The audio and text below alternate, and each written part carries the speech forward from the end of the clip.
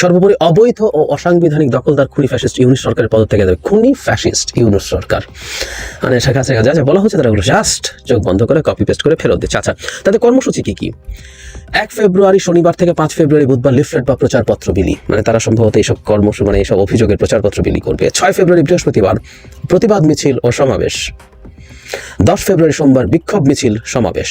16 ফেব্রুয়ারি রবিবার অবরোধ কর্মসূচি।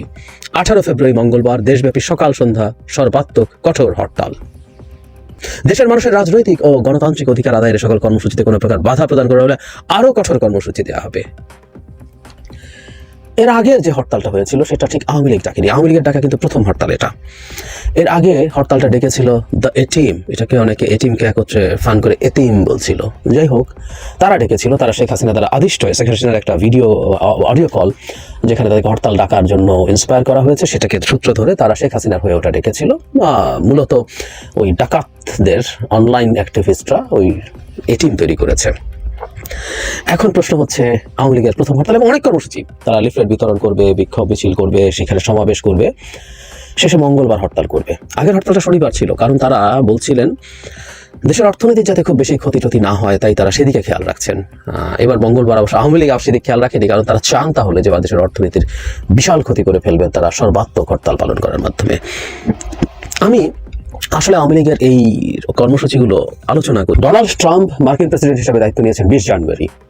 আমাদের এসে মনে আছে গত নভেম্বরে যখন ট্রাম্প তার নির্বাচনে যেতেন, তখন থেকে আওয়ামী লীগ শিবিরে এক বিরাট আনন্দের দিন, আনন্দের বন্যা বয়ে গিয়েছিল। তারা ভেবেছিল ট্রাম্প ক্ষমতায় এসেই মোদীকে সাথে নিয়ে ডক্টর ইউনূস সরকারের পতন ঘটিয়ে ছাড়বেন। নভেম্বরের পর সময় গেল, 20 জানুয়ারি ট্রাম্প দায়িত্ব নিলেন, কিছুদিন গেল, এখন অবশ্য অনেক দিন না, ট্রাম্পের আরো অনেক দিকে মনোযোগ আছে।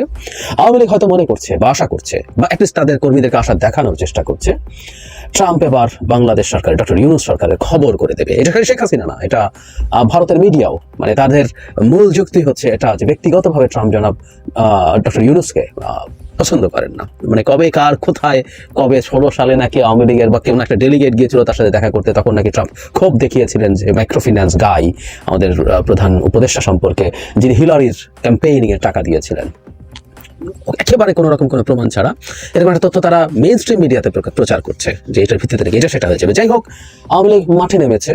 আমরা নিশ্চয়ই খেয়াল করেছি 18 জানুয়ারি তারা হরতাল ডেকেছিল, এবার 18 ফেব্রুয়ারি হরতাল ডাকছে এবং আরো কর্মসূচি আছে। আওয়ামী লীগের দেওয়া কর্মসূচি নিয়ে আলোচনা করা দরকার আছে কিনা, কেউ কেউ বলতে পারেন যে এটা করে এটাকে আরো আমরা স্প্রেড করছি। আমি আসলে স্প্রেডই করতে চাইছি, সেই কারণেই কথা বলছি এবং কথা বলার দরকার মনে করছি, কথা বলবো। তাতে কর্মসূচিটা আগে একটু দেখি এবং আওয়ামী লীগের হয়ে এই প্রচারণা করলামই বা তারপর তারা কি অর্জন করে দেখি, কিন্তু কেন আমি এই প্রচারণা হওয়া দরকার সেটা পরের দিকে বলবো। তারা গতকাল একটা দীর্ঘ স্ট্যাটাস দিয়েছে, নানা রকম সমস্যা নাকি সরকারের সময় আছে। বেআইনি অবৈধ আইসিটি ট্রাইব্যুনালে মাননীয় প্রধানমন্ত্রী বঙ্গবন্ধু কন্যা শেখ হাসিনা সহ অন্যান্যদের বিরুদ্ধে মিথ্যা হত্যা মামলা সহ অন্যান্য মামলা প্রত্যাহার ও প্রহসনমূলক বিচার বন্ধের দাবিতে। মানে এখানেও কিন্তু প্রধানমন্ত্রী আওয়ামী লীগের তার অফিসিয়াল ফেসবুক পেজে প্রধানমন্ত্রীর কথা বলছে। বিভিন্ন ধর্মীয় সংখ্যালঘুদের উপরে হামলার প্রতিবাদ, মেটিকুলাস ডিজাইনের মাধ্যমে শিশু ছাত্র জনতা, পুলিশ বাহিনীর 3000-এর বেশি সদস্য, আনসার বাহিনীর সদস্যদের হত্যা সহ সকল হত্যার দাবিতে। ইন্টারেস্টিং হচ্ছে শিশু ছাত্র জনতা এবার আগে এসছে। এতদিন পর্যন্ত শুধু পুলিশ হত্যার কথা বলছিল বলে পুলিশ বাহিনীর 3000 বেশি সদস্য। মানে আমরা খেয়াল করছি পুলিশ বাহিনীকে খেপিয়ে তোলার চেষ্টা হচ্ছে, পুলিশ বাহিনীকে আরো নিষ্ক্রিয় করে রাখার চেষ্টা হচ্ছে। পুলিশ বাহিনী যদি নিষ্ক্রিয় থাকে, আমাদের আইন শৃঙ্খলা অবস্থা যদি ভালো না হয়, জনগণ সরকারের উপরে খেপে উঠতে পারে। তাই এটাকেই তারা দীর্ঘদিন থেকে টার্গেট করছে। এতদিন শুধু পুলিশের কথা বলছিল বলে দেখে যে একটু খারাপ লাগছে, এটা ঠিক। এখানেও শত হাজার মানুষ মারা গেছে, আহত হয়েছে, তাদের কথা একটু যোগ করি। যেমন শেখ হাসিনা মেট্রো স্টেশনে গিয়ে যখন কাঁদলো, ক্রোকোডাইল টিয়ার্স, কুমিরের কান্না কাঁদলেন, যখন বিটিভিতে গিয়ে কাঁদলেন, তখন মনে হলো না আহতদের ব্যাপারে তো একটু কিছু বলা দরকার, তারপর গিয়ে কেঁদেছেন। ঠিক একই রকম ব্যাপার। এছাড়া সারা দেশে নাকি আইনশৃঙ্খলা অবনতি এবং খুন, ধর্ষণ, চাঁদাবাজি, রাহাজানি বেড়েছে। মানে তারা তাদের অভিযোগগুলো আমি পড়ছি। হাজার আওয়ামী লীগ নেতাকর্মী সহ মুক্তিযুদ্ধের পক্ষের ব্যক্তিদের গুম, খুন ও হত্যার প্রতিবাদ, দ্রব্যমূল্য সীমাহীনের হয়েছে। ডক্টর ইউনূসের বিরুদ্ধে দুর্নীতির কথা বলছেন, সরকারের প্রতিটি সেক্টরে লাগামহীন দুর্নীতি, বিদেশে টাকা পাচারের প্রতিবাদ। এই সরকার টাকা পাচার করছে বলছে আওয়ামী লীগ, একটু খেয়াল করি।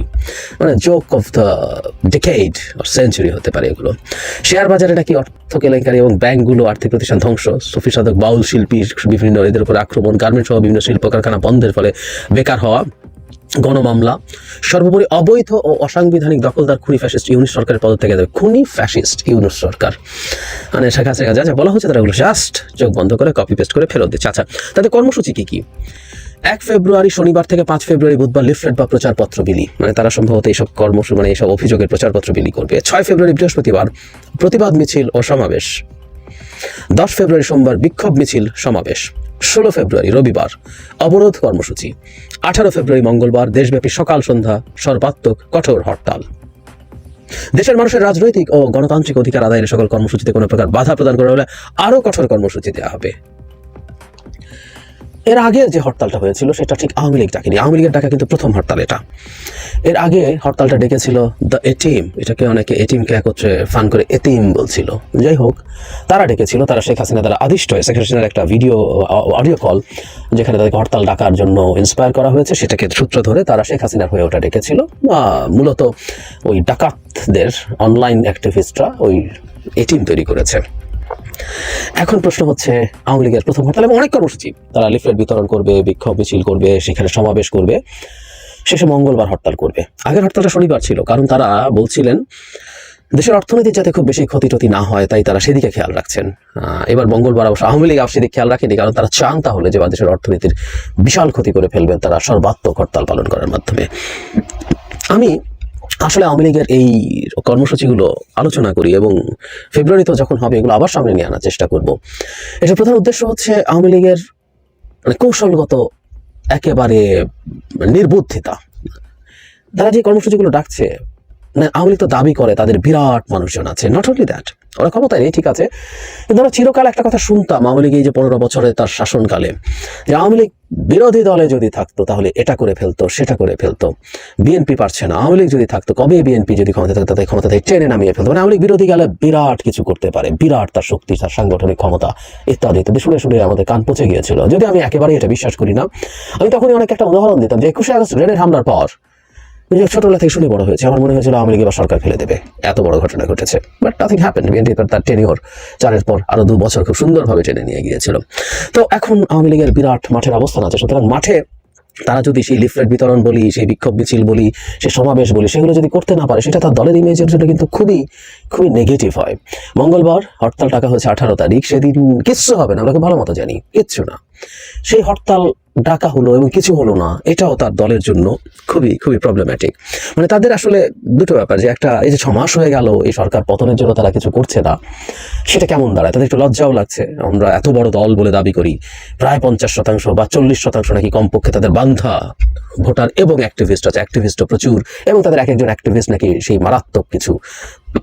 আগে যখন পুলিশ এবং আইনশৃঙ্খলা রক্ষাকারী বাহিনীর ছত্রছায়ায় পাড়ায় পাড়ায় দাঁড়ানো বসানো এবং বিরোধী দল বিএনপি সহ সবাইকে ঠেকানো এক কথা, আর এখন ফ্রি মাঠে এসে মানে আমাদের দেশে যদি পুলিশ একজন পুলিশও যদি মাঠে না থাকে, সবাই যদি তাদের থানায় থাকে, তারপরও আওয়ামী লীগ মাঠে নামলে পলিটিক্যাল পার্টি লাগবে না, সাধারণ মানুষ তাদেরকে পিটিয়ে মাঠ ছাড়া করবে, এটা তারা বোঝে, তারা জানে।